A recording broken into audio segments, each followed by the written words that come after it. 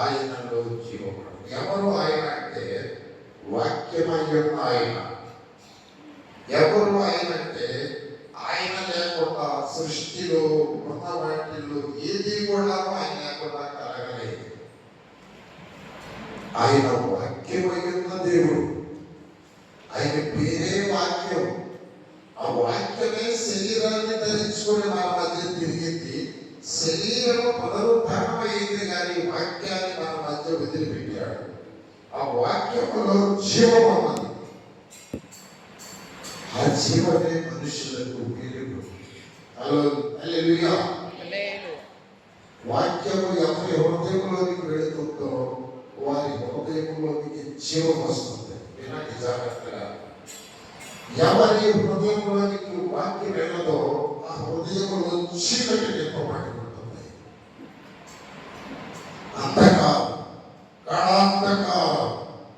అంధకారం, గాఢాంధకారంలో చీకటి శక్తులు కప్పుకొని ఉంటాయి. వాటి కార్యాలు కొనసాగించుకోవడానికి అవి అక్కడ స్థావరాలు ఏర్పరుచుకుంటా ఉంటాయి. యేసుక్రీస్తు వారు మార్గంలో వెళతా ఉంటే వినాలి. ఒక అతను అన్నాడు, ప్రభువా నేను నిన్ను వెంబడిస్తానయ్యా అన్నాడు. ప్రభు ఏమన్నాడో తెలుసండి, ఆయన నక్కలకు గొర్రెలు ఉన్నాయి, ఆకాశ పక్షులకు కూడా గూళ్ళు ఉన్నాయి. మనుష్య కుమారుడు తలదాసుకోవడానికి స్థలం లేదు నాయన, నువ్వు వెంబడిస్తే నేనేం చేయగలను అంటాడు. దాని అర్థం ఏంటో తెలుసా?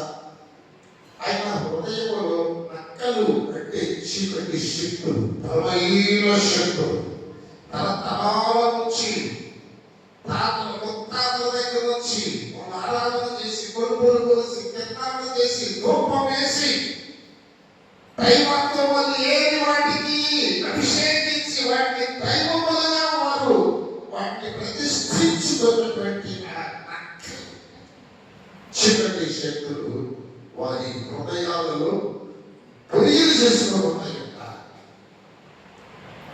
నక్కలకు పొరియలు ఉన్నాయి, ఆకాశ పక్షులకు గూళ్ళు ఉన్నాయి. ఆకాశ పక్షులకు అపవాది సమూహాలు, చిన్న చిన్న దెయ్యాలు, బుద్ధి తెప్పించేవి, తగాదాడిచ్చేవి, తాగిచ్చేవి, తిరిగిచ్చేవి, పాపం చేపించేవి, కోప్పడేవి, అవన్నీ ఆకాశ పక్షులు. ఓ హల్లెలూయా, హల్లెలూయా. కత్తలు ఎక్కడ ఉండునో, ప్రియులుగా ఎక్కడ ఉండునో అక్కడ కత్తలు ఉండును. ప్రియులుగా లాంటి పాపాలు ఈ హృదయంలో ఉంచి ఆ కత్తలు నివాసం చేసుకొని ఉంటాయి. ఎక్కడ చీకటి అన్నారా? ఈ హృదయము అగాధమైన లోయ. ఎన్ని దెయ్యాలైనా ఉండొచ్చు, కోట్ల దెయ్యాలు ఈ ఒక్క హృదయంలోనే ఉండడానికి ఖాళీ ఉంది. ఆ హృదయం విశాలమైనది. దాన్ని గ్రహించగలిగిన వారు ఎవరు నీకు తెలియకుండానే గలాతీయుల దేశంలో శ్రమ దెయ్యం పెట్టిన వారి హృదయంలో ఎన్ని ఏంటండి? 2000 కాదు, 6000 దెయ్యాలు ఉన్నాయి హృదయంలో. అతడు భార్యను వదిలిపెట్టాడు, భూమి వదిలిపెట్టాడు, కుటుంబాన్ని వదిలిపెట్టాడు, శరీర సుఖాన్ని వదిలిపెట్టాడు, ఆరోగ్యాన్ని వదిలిపెట్టాడు, సమాధులకి రేత్రి ఒకడు తను తాను కోసుకుంటూ, గాజు పెట్టుకుంటూ, చీల్చుకుంటూ, కేకలు వేస్తూ తిరుగుతున్నాడు. అయ్యో పాపమని సెక్కలు వేస్తూ వాటిని కూడా 6000 దెయ్యాలు ఏం చేస్తాయి? జాగ్రత్త. కనుక జాగ్రత్తగా ఇక్కడ వాక్యం ఆయన లేకుండా ఏది కలగలేదు. నువ్వు వాక్యానికి ఎంత విలువిస్తే నీ భవిష్యత్తు, నీ కుటుంబం అంత ఆశీర్వాదంగా ఉంటాయి. నువ్వు వాక్యాన్ని ఎంత నిర్లక్ష్యం చేస్తే ఆత్మీయంగా ఒక దిగజారిపోతావు. అన్ని దెయ్యాలకు నువ్వు తలుపులు తెచ్చిన పెట్టబోతావు. క్యాచ్ చేయండి మాటలు, క్యాచ్ చేయండి, బైబిల్ క్యాచ్ చేయండి. చాలా నిర్లక్ష్యంగా వాక్యాన్ని మందిరంలోకి వచ్చి కూడా చాలా మంది వినరు. ఏంటంటే ఆలోచిస్తా ఉంటారు, మాట్లాడుతూ ఉంటారు, నిర్లక్ష్యంగా, కేర్లెస్గా. దేవుని మందిరంలో మీ ప్రవర్తన జాగ్రత్తగా ఉన్నాయి. ఇక్కడ ఒక దెయ్యాలు ఉన్నాయి అనుకో వారి హృదయాల్లో, దేవుని మాటలకు వాళ్ళు తలుపు తీర్చినప్పుడు అవి బయటికి వస్తాయి. సత్యాలు ఇవి. బయటకు వచ్చిన ఎక్కడికి వెళ్తాయి? నిర్లక్ష్యం నీళ్ళు జరగబడతాయి. మీకు అర్థమవుతుందా? యేసుక్రీస్తు వారు ప్రభురాత్రి భోజనం దగ్గర ఆయన మొట్టమొదటిగా నూతన నిబంధన రొట్టెను ద్రాక్షారసాన్ని ఇచ్చినప్పుడు ఆ రొట్టె ఇస్కరియోతు యూదాకు నోట్లోకి తీసుకుంటున్నాడు. రొట్టెతో పాటు సాతాను ప్రవేశించింది అన్నది. యేసయ్య పక్కనే ఉన్నాడు. ఇస్కరియోతు యూదా యేసయ్యను తిరుగుతా ఉన్నాడు. కానీ అతని హృదయంలో యేసయ్యకు అవకాశం లేదు. యేసయ్యను అమ్ముకొని ఒప్పు పెట్టినా తీసుకోవాలని ఆలోచిస్తూ ఉన్నది. సైతాను చదవడి ఎంత పరిశుద్ధుడైపోయాడంటేనండి, ఆ చెట్టుకి ఉరేసుకొని చచ్చిపోయినాక సైతాన్ని వదిలిపెట్టలేదు. ఉరేసుకొని చచ్చిపోయినప్పుడు ఏం జరిగిందో తెలుసా? దెయ్యాలు ఎంత పక్క తీసినంటే ఇశ్రాయేలు మీద, నువ్వు యేసప్పుడు తిరుగుతావా, నువ్వు పెద్ద భక్తుడు అంట అని చెప్పేసి ఆ తాడు తెగిందంట. ఉరేసుకున్న తాడు తెగింది. ఇది కింద పడితే పట్టేది పోయింది. చెట్టంతి తొందరని అక్కడి పట్టగలుగుతా సైతాన్ అంట తెగిన తర్వాత చెప్పండి కూడా ఎత్తు తీసి పాడేసాయి.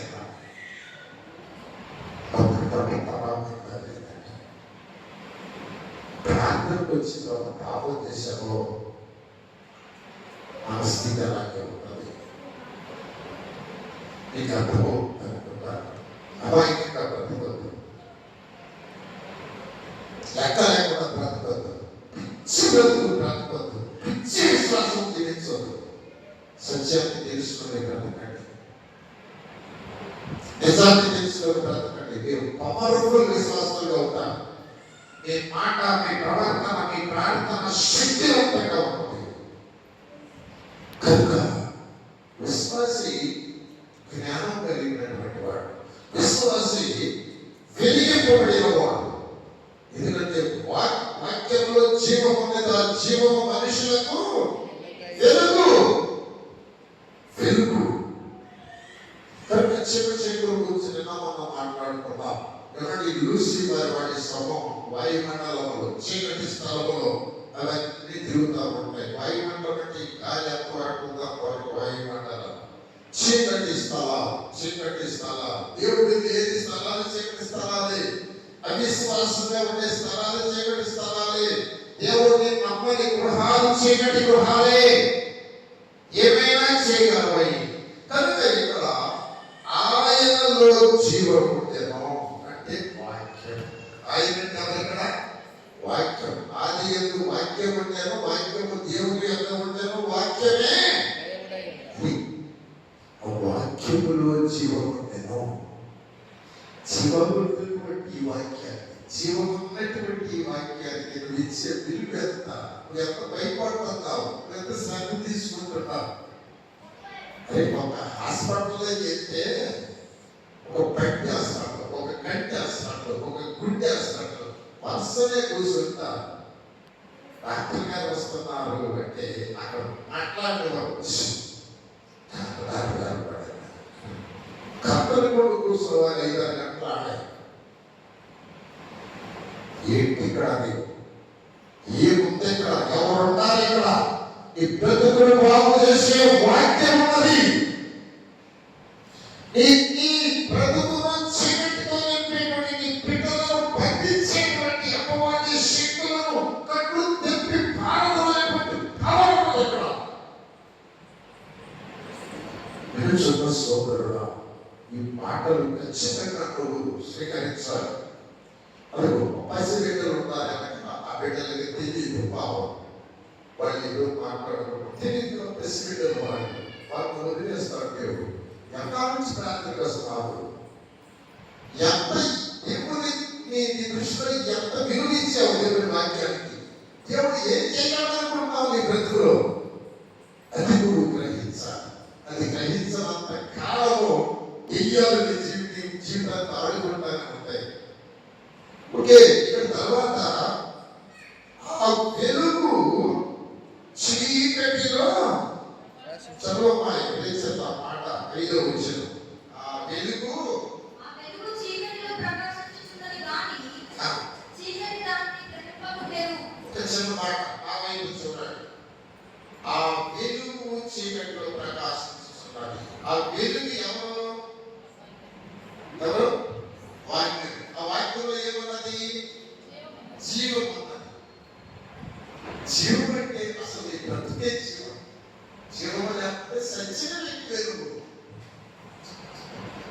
బ్రతికుండా మనిషిలాగా బ్రతుకుతున్నా కూడాను నీలో అసలు గ్రహింపు లేదు. ఏం మాట్లాడుతావో నీకు తెలియదు. నువ్వు మాట్లాడేదానికి ఎంత భయంకరమైన తీర్పు శిక్ష వస్తుందో నీకు తెలియదు.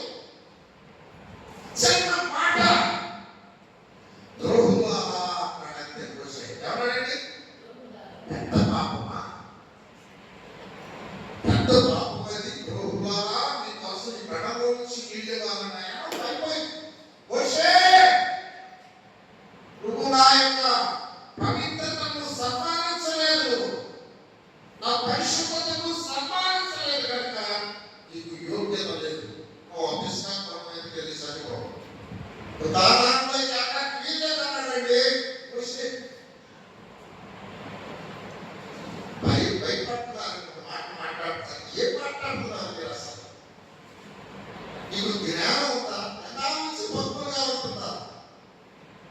మీరు ఇట్లాంటి కారణం చేయండి. ఆ వెలుగు చీకటిలో ప్రకాశిస్తున్నది. ఆ వాక్యము హృదయంలోకి వస్తుంది, కానీ చీకటి మాత్రమే వాకు బాబాయ్. నువ్వు 100 వాక్యాలు చెప్పు, 16 కాదు, నా బతుకంతా చెప్పు, నేను మాత్రం ఎక్కడ మార. మీకు అర్థమవుతున్నా సహోదరులారా? మీరు ఇలా ఉండటానికి, మీ నోటి మాటలు మారకపోవడానికి, దైవ భయం లేకపోవడానికి, మీ కుటుంబాల్లో మీ బిడ్డలు భర్తలు మారకపోవడానికి కారణం మీకు ఇప్పుడు అర్థమై ఉండాలి. ఆ వెలుగు ఎక్కడ ఎక్కడ ఎక్కడ చీకటి? నీ హృదయంలో ఉంది, నీ బ్రతుకులో ఉంది. ఇంకా నీ మాట మారాలా, నీ చూపు మారాలా, నీ విధానం మారాలా. దేవుడంటే భయం లేదు, వాక్యం అంటే ఏమాత్రం లెక్కలేదు నీకు. చీకటి అక్కడే ఉంటుంది. వెలుగు వస్తే చీకటి కావాలి. ఏమైంది ఇప్పుడు? నేను చీకటి ఉందా? విడిగి బయట ఒకసారి బయట లేదా? అక్కడ లైటింగ్ ఏమైపోయింది? నీ హృదయంలో ఉన్న చీకటి. వాక్యం అనే వెలుగు, వాక్యం అనే జీవం నీ హృదయంలోకి వస్తుంది. అంతదా ఎందుకో తెలుసా? వాక్యానికి తలుపు తీయట్లా, చీకటి తలుపు చేస్తున్నావు. ఎంతకు తలుపు చేస్తున్నావు? బయట వారి మాటలు తలుపు చేస్తున్నావు, ఓ ఆశని తలుపు చేస్తున్నావు, టీవీకి తలుపు చేస్తున్నావు, పనికి వెళ్ళి పెద్దమైన సీవీకి తలుపు చేస్తున్నావు, వాక్యానికి మాత్రం తలుపు చేస్తున్నావు. అడిగినది చీకటి. వాక్యం చెప్పిన తర్వాత మాట అడిగితే మన చెప్పలేరు అన్నాడు. ప్రార్థన చేయడానికి ఒక అంశం ఇది చేయలేరు మనవాళ్ళు. ఎంత ఎంత గొప్పగా ఎదిగారండి మనవాళ్ళు. ఏంటి నువ్వు చేసే ప్రార్థన? ఏంటి నీ ఆత్మ? ఏంటి నీ క్రిస్టియానిటీ? చీకటి నుండి దయ్యాలతో నిండిన, అపవిత్రాత్మతో, నక్కలతో, ఆకాశ పక్షులతో నింపబడిన క్రిస్టియానిటీ అనేది నీ ప్రార్థనలో పవర్ ఏది? నీ ప్రార్థనలో పశ్చాత్తాపం ఏది? నీ బ్రతుకులో న్యూ ఏమండి? నీ బ్రతుకులో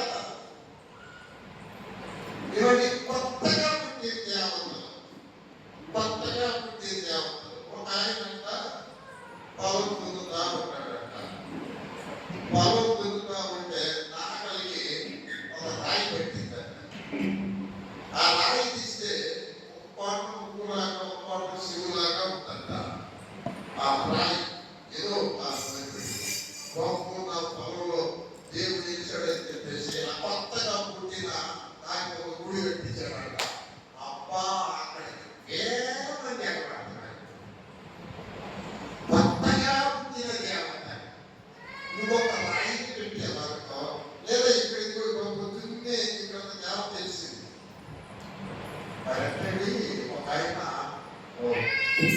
నాటేసి ఫోటో పెట్టి పైన బొమ్మ పెట్టి పుట్టక తీసుకొచ్చి పెట్టాడంట. ఏమండి చూస్తా ఉన్నది ఈ చెత్త పెట్టినటువంటి కుక్కీలు లేవు ఏమవుతాయంటే చేయి కుక్కీలు చప్ప పెట్టాలంటే రొట్టెలేస్తాయి కదా. ఇంకేసి ఇను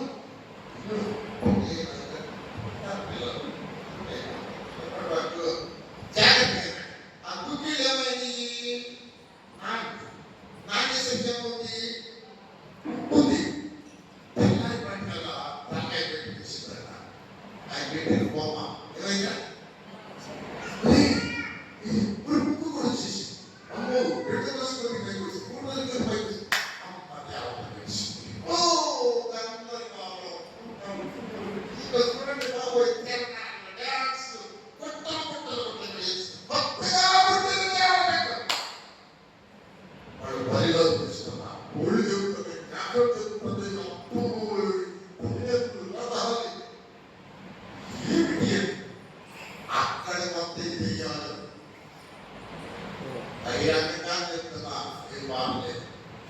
ఈ పడిపోయిన దేవతలు వాటికి ఆరాధన కావాలి. వాటికి చూసి వారు దేవుడిని ఆరాధించినట్టుగా నేను కూడా మేఘమండలంలో వెళ్ళిపోయినా దేవుడితో సమానమైన ఆరాధన పొందుకుంటాను. చీకటి శక్తుల ఆరాధన పోతాయి. నువ్వు దేన్నైతే దైవత్వం ఆరాధిస్తావో అక్కడికి వచ్చేసి పోయి ఆరాధించక ఆరాధించాడు. పతనమే నాశనమే. దయ్యాలు ఎట్లా కొడతాయి, దయ్యాలు ఎట్లా అధికారం చలాయిస్తాయి, దయ్యాలు ఎట్లా దేవుడిని దేవుడి బిడ్డలు ఏడిపిస్తాయో తెలుసా? కళ్ళు తెరవంటారు బాబు, అర్థం పెడతాం. సత్యాన్ని తెలుసుకోండి. దేవుడు అంటే మహిమాన్వితుడు, దేవుడు అంటే సర్వశక్తిమంతుడు, దేవుడు అంటే బాగు చేసేవాడు, దేవుడు అంటే ఆదరించేవాడు. నాయనో వీళ్ళంతా దైవత్వం అనేది దయ్యాలకు తాము ఎప్పుడు చూడని దేవతలు అంటుంది. గొప్ప దేవతలు, గొప్ప పేర్లు, గొప్ప పేర్లు అండి. అసలు దేవతల పేర్లు చూడండి. ఎన్ని పేర్లు బ్యాటింగ్లో దేవతలు తెలియదు.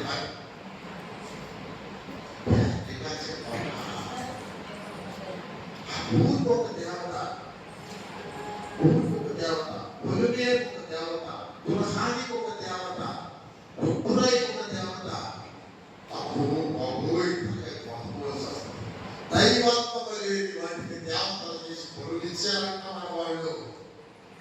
దయ్యాలు ఎలా వస్తాయి, దయ్యాలు ఎలా నీ బిడ్డలు చంపుకొని తీసుకెళ్తాయి, దయ్యాలు ఎలా నీ ఆత్మ నాశనం చేస్తాయి, దయ్యాలు ఎలా నీ జీవితంలో దరిద్రాన్ని నాశనాన్ని కలుగు చేస్తాయి, దయ్యాలు నీ బాగా డబ్బిచ్చి నాశనం చేస్తాయి, నేను ధనవంతుడు చేసి నాశనం చేస్తాయి, నేను రాజకీయంగా సింహాసనం ఎక్కించి నాశనం చేస్తాయి. ఒకరి ధనం విస్తరించుట వారి జీవానికి పూర్వం కాదు అంటారు. బాగా డబ్బు చేసే ఆశీర్వాదం అనుకుంటున్నామేమో, అది జీవానికి మూలం కాదు. సులభంగా అంటాడు, నాకు ఎక్కువ డబ్బు గర్వించేసి నేను ఎలక్షన్ చేస్తానేమోనయ్యా, లేదా చాలా మంది కడుపు వాడి ఆకలితో దూషిస్తానేమోనయ్యా, ఏ రోజు కావాల్సిన ఆ రోజు నాకు దయచేసి అనుకోవాలి. సులభంగా జ్ఞాని ప్రార్థిస్తాను. ఈ దయ్యాలు వీటిని ఏమంటారంటండి, ఈ దయ్యాలు వీళ్ళకి కొత్తగా పుట్టించే దేవతలు, దేవుడు అనమాట. నువ్వు దేవుడు పెట్టచ్చు ఇక్కడ చూడు, 10 సంవత్సరాలు తిరిగేసి అక్కడ చూడు 1,000,000 మంది వచ్చేస్తారు. మనిషి దేవుడు పెట్టవచ్చు అంటే ఈ దేవుడు అనేవాడిని మనసు పెట్టాడే. ఇప్పుడు దేవుడు దేవతను ఆరాధించినప్పుడు ఇదిగో ఆ దినాల్లో ద్వితీయోపదేశకాండ 32:17 వారు దేవత్వం లేని దయ్యములకు తాము ఎరుగని దేవతలకు కొత్తగా పుట్టిన దేవతలకు తమ పితరులకు భయపడిన దేవతలకు బలులు అర్పించారట. అవే దెయ్యాలు. నేను ముగించేస్తాను, 9వ వచనంలో చూడండి, కీర్తనలు 106:37 చదవండి. దయ్యాల గురించి చాలా చెప్పాలి, మీకు అర్థమయ్యేటట్టు చెప్పాలి. నేను ఉపస్మరణలో చెప్తాను. 106:37 చదవండి.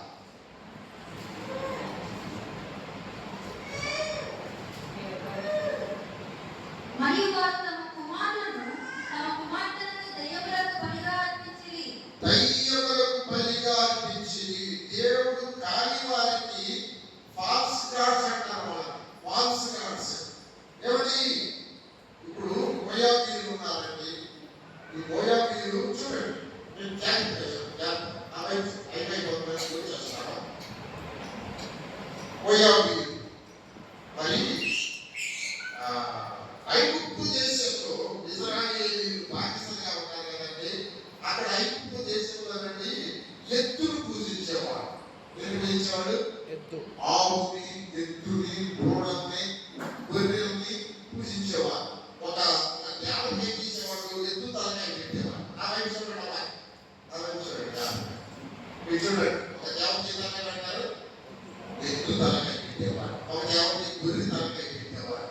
ఎందుకంటే ఈ ఎద్దులు, ఆవులు వ్యవసాయం చేస్తా ఉంటాయి. వ్యవసాయం చేసి మనం పోషించే దేవత ఎద్దు దేవత. గొర్రెలు చక్కగా పోషిస్తారు, మనం పోషిస్తారు, వాళ్ళు ఆనందిస్తూ ఉంటాయి. ఈ గొర్రె దేవత. పంట పంట వేసే దేవత, వరుణ దేవత, చెండాకుడు దేవత. ఈ దేవతలన్నీ పెట్టుకొని వాడి దగ్గరికి మోయాబీయులు ఎద్దు దేవతను ఒక బొమ్మను పెడతారు. కంచు బొమ్మ. నా వైపు చూడండి, నా వైపు చూడండి. ఆ బొమ్మ ఎలా చేస్తుంది? ఈ తలకాయ మాత్రం ఎద్దు తలకాయ. చూడండి, ఇదంతా కూడా ఖర్చు లేక అన్నమాట. ఖర్చు లేక లొట్ట. అక్కడ ఈ లొట్ట అంటే గోడగట్టి లొట్ట బయట అన్నమాట. అక్కడ ఎక్కడ పంట ఈ ముందు కనపడదు. చూడండి నా వైపు ఎక్కడ మంటే ఈ ఖర్చు రాయి అయింది ఆ పచ్చిగా పుట్టినటువంటి బిడ్డలను తీసుకొచ్చేసి ఈ రూట్ చేతులు పెడతారు. ఆ రూట్ అక్కడ దేవతకి పని చేయటువంటి ఏమంటారు? పూజ. ఆ రూట్ పూజ చేయాలన్నమాట. అమ్మమ్మ ఎందుకంటే నేను బంగారం కిరీటం పెట్టి అదిగో బాగా డబ్బులు వాయిస్తామంటే ఈ అక్కల కూడా మాట్లాడాల్సి. ఈ పంటకి ఏమైంది? అమ్మో అదిగో దేవం తమ్ముడు వాయించాలి. అమ్మ ఇదిగో బిడ్డను తీసుకెళ్ళి అమ్మగారికి చేసేది. ఓ ఆ దేవం చేతులు ఇక్కడ పెడతారు. ఇక ఆ బిడ్డ దగ్గర కొట్టుకొని అమ్మ తీసుకుని మా బిడ్డదే. వారి కుమార్తెలను దేవతలకు పైగా పిచ్చి. వాళ్ళు తెలిసి అనిపిస్తున్నారు. తెలిసి మన బిడ్డలను, మన తల్లిదండ్రులను, మన గృహస్థులను అనిపిస్తున్నాం.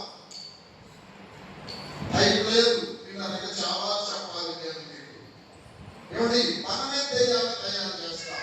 ఆ ఎత్తు పంటలు పండిస్తున్నాయని, పండింటి చేస్తున్నాయని ఎత్తు ఒక దేవత. దానికి ఒక తలకాయ పెట్టి ఆ దేవత మమ్మల్ని పోషిస్తుంది. ఆ దేవతకి మొట్టమొదటి పుట్టిన బిడ్డల్ని బలి చేయాలి. మొత్తం తీసుకురావడం భరిస్తా ఉంటారు. పిల్లరా పూజ చేస్తా ఉంటారు. మన జీవితాలు పనిచేస్తానని మీకు తెలుసా? తెలియటానికి నేను ఈ మాట చెప్పాను. నాకు తెలియదు ఇంతవరకు. దేవుని దగ్గరికి వచ్చిన తర్వాత జీవమైనటువంటి ఆ వాక్యంలో జీవం ఉండేదో, ఆ జీవము మనుషులకు వెలుగై ఉండేను. ఆ వెలుగు చీకటిలో ప్రకాశించినప్పుడు చీకటి అర్థమే దేవుని చెప్తున్నాను నేను మీకు. ఎందుకు నెత్తిలో కొట్టుకుంటున్నాను? ఎందుకు నేను దాదాపుగా నా 33వ సంవత్సరంలో నేను ఈ బైబిల్ పట్టుకున్నాను. ఆత్మీయ తండ్రించాడు. ఆ రోజు నుంచి భక్తులు చెప్పే మాటలు, బైబిల్ చెప్పినవి నేను చదువుతా ఉంటే సత్యము నా మనోనేత్రాలు వెలిగించి దేవుడు ఎవరో, అపవిత్రమైన ఏదో, ఎవరిని ఆరాధించాలో, ఎవరిని ఆరాధించకూడదో నాకు అర్థమైంది. కనుక చెప్తున్నాను, మనసుంటే, ఆలోచించే శక్తి ఉంటే స్వీకరించండి, బాగుపడండి. దయ్యాలు ఎప్పుడైతే నేను విడిచిపోతాయో, ఆ శ్యామదీవులు పట్టిన వాడు దయ్యములు వదిలిపోయి పనుల్లోకి వెళ్ళినప్పుడు అతడు స్వస్థ చిత్తుడై వస్త్రాలు కట్టుకొని ఆ దేవుని పాదాల దగ్గర కూర్చొని ఆ ప్రభువానే నీ ఏమిటి వస్తాను అన్నాడంట. హల్లెలూయా చెప్పండ్రా, హల్లెలూయా. ఆ దగ్గరికి వద్దు, నువ్వు నీ ఇంటి వారి దగ్గరికి వెళ్ళు. ఎన్నో సంవత్సరాల నుంచి నీ కోసం బాధపడుతున్నాడు. నీకు జరిగింది ఏదో వాళ్ళకి చెప్పు. ఆ తర్వాత నీకు జరిగింది చుట్టుపక్కల గ్రామాల్లో చెప్పు. తెగపోలి అంటే 10 గ్రామాలు. ఆ 10 గ్రామాల్లో చెప్పినప్పుడు ఎంతో పాస్టర్ అయిపోయి నాకులాగా ఆ జాతీయులు పెట్టిన వాడు, అంతకంటే భయంకరంగా దెయ్యాలు బట్టి బతికిన వాడిని నేను. ఆ దేవుడు నన్ను వెలిగించినప్పుడు, నాలో చీకటి మారిపోయినప్పుడు, నా దేవునికి వాక్యానికి తలుపులు తెచ్చినప్పుడు నా మనోనేత్రాలు వెలిగినాయి. పరిశుద్ధ గ్రంథం పట్టుకొని మీకు చెప్పగలిగినటువంటి శక్తినిచ్చి నిలబెట్టాడు దేవుడు. నేను వీటంటే గొప్పనే కాదు, వాక్యానికి తలుపులు తెరిచాను. సైకిల్ మీద అంతా కూడా ఒక చేతితో పుస్తకం, ఒక చేతిలో యాంటిల్ పట్టుకొని చెప్పే వాక్యాలు రాసుకొని నేను ఎదిగాను. ఈనాటికి కూడా వాక్యాన్ని నేను నిర్లక్ష్యం ఎన్నోసార్లు చెప్పాను. ఎవరు చెప్పిన ఆ వాక్యాన్ని స్వీకరిస్తాను, ధ్యానిస్తాను, వాక్యంతోనే గడుపుతాను. వాక్యమే నా శ్వాస, వాక్యమే నా భోజనం, వాక్యమే నా సమస్తం, నా ఆస్తి, నా ఐశ్వర్యం అంతా వాక్యమే. వాక్యాన్ని నమ్మిన వాడు ఇప్పుడు చెడిపోడు. వాక్యాన్ని నమ్మిన వారి దగ్గరికి ఏం దయ్యాలు రాలేదు.